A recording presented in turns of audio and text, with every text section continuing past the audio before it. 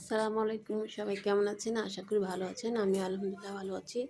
তো বিসমিল্লাহ বলে নতুন একটা ভিডিও নিয়ে চলে আসলাম। তো আজকে আলু দিয়ে একটা নাস্তা বানাবো আমি। প্রথমে 1 কাপ ময়দা নিয়ে নিলাম, আর একটু লবণ পরিমাণ মতন, আর একটু তেল নিয়ে নিচ্ছি আমি, পরিমাণ মতন তেল।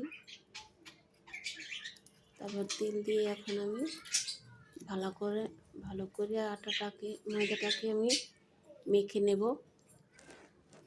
মাখা শেষ হয়ে গেলে এখন আমি পানি দিয়ে দিব, পানি দিয়ে একটু ড্র করে নেব। ড্রটা করা শেষ। এখন আমি রুটি বানিয়ে নিব একটা।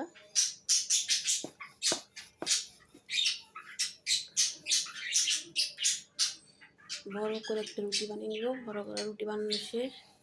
এখন কিছুটা আলু ভর্তা আমি দিয়ে দেব। আলু ভর্তাটাকে মাঝখানে দিয়ে হাত দিয়ে টিপে টিপে আমি পুরোটা দিয়ে দিব। দিয়ে এখন আমি ছুরির সাহায্যে এখন কেটে নিচ্ছি।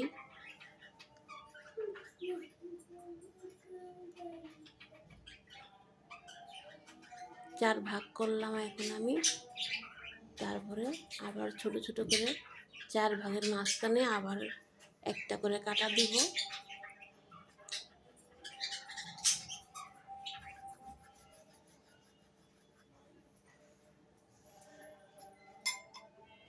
এই নাস্তাটা খুবই মজাদার, আপনারা বাসায় ট্রাই করে দেখতে পারেন।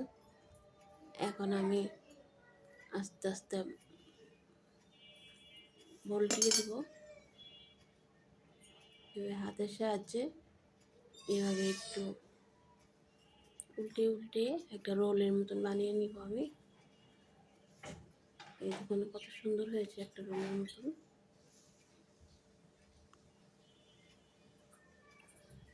একে একে আমি সবগুলো এভাবে বানিয়ে নিব।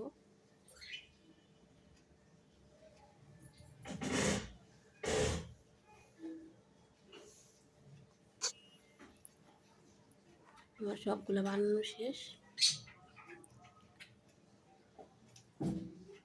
এখন আমি চুলায় একটা ফ্রাই প্যান বসিয়ে দিব। ফ্রাই প্যানে আমি দেখুন তেল দিয়ে দিয়েছি। তেলটা গরম হয়ে গেছে। এখন আমি রোলগুলা দিয়ে দিচ্ছি।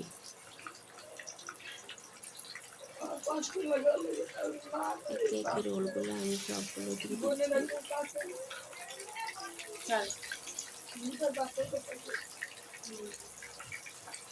বিকেলে নাস্তা হিসাবে আপনারা বানিয়ে খেতে পারেন। খুবই মজাদার, বাচ্চাদের টিফিনে দিতে পারেন এভাবে বানিয়ে।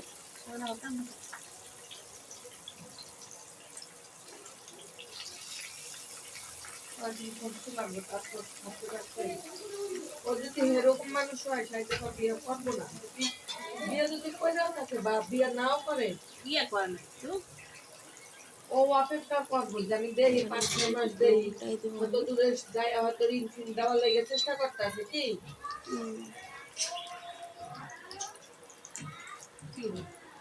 চুলা জলে ওইখানে আগুন লাল লাল করে ভাজা হয়ে গেছে। এখন আমি উঠিয়ে নিব। তো ভিডিওটা কেমন লাগলো? আশা করি ভালোই লাগলো। আল্লাহ হাফেজ।